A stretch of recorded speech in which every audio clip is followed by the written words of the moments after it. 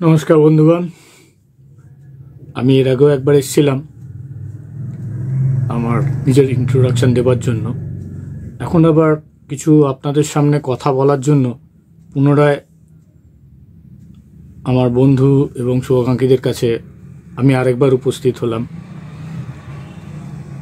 প্রায় 3 সপ্তাহ কেটে গেছে আমি আমার ভিডিওগুলো যে এই চ্যানেলের মাধ্যমে প্রকাশ করেছি তার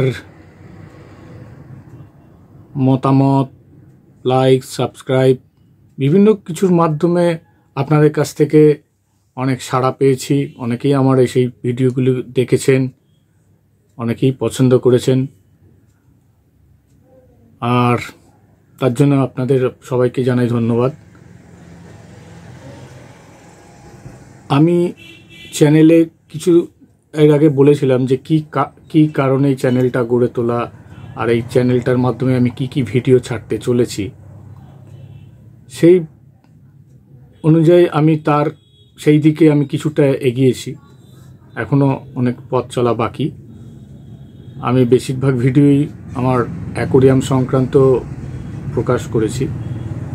এখনও আমার উদ্ভিদ জগতের যে বাগান, ছাদ বাগান এবং আমার এই জানলার বাইরে বা ব্যালকনিতে যে ছোট্ট একটা বাগান করেছি, সেই বাগানে শীতকালের গাছের ব্যাপারে আমি এখনও কোনো ভিডিও আপনাদের সামনে আনতে পারিনি। অনেকেই অনুরোধ করেছেন যে সেই ভিডিওগুলো একটু বা সেই গাছের পরিচর্যা এই ব্যাপারে কিছু আমাকে ভিডিও করতে বলেছে। তো আমি আগামী দিনে নিশ্চয়ই আনবো।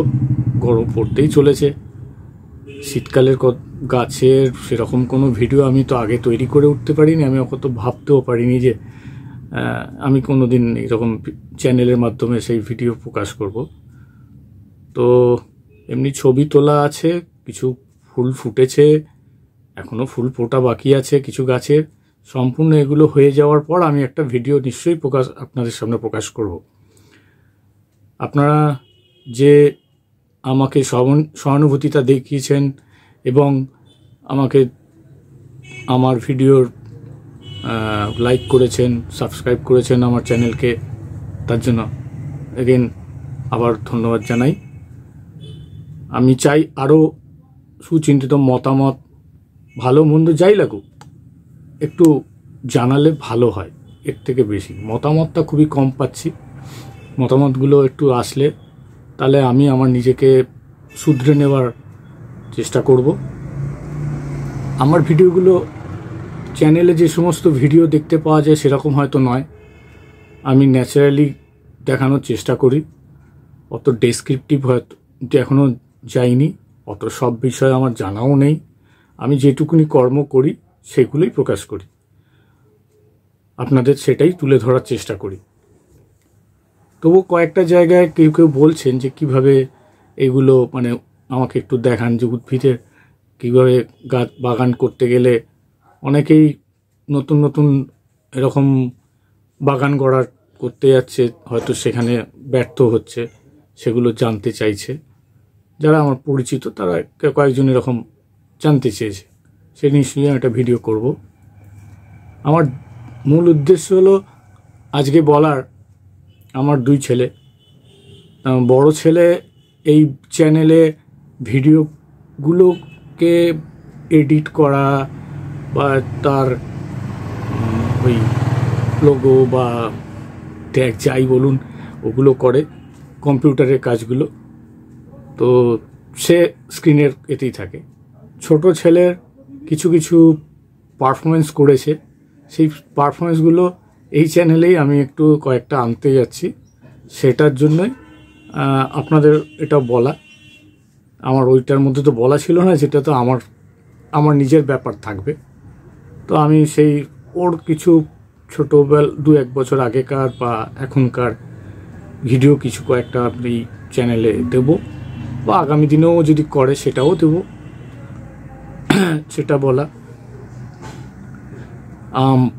চ্যানেলের যে সমস্ত এগুলো বিষয়বস্তুগুলো তো খুব ডিটেলসে আমি করি না, ছোটোই দেখানোর চেষ্টা করি। যা আমার করি সেগুলোই দেখানোর চেষ্টা করি।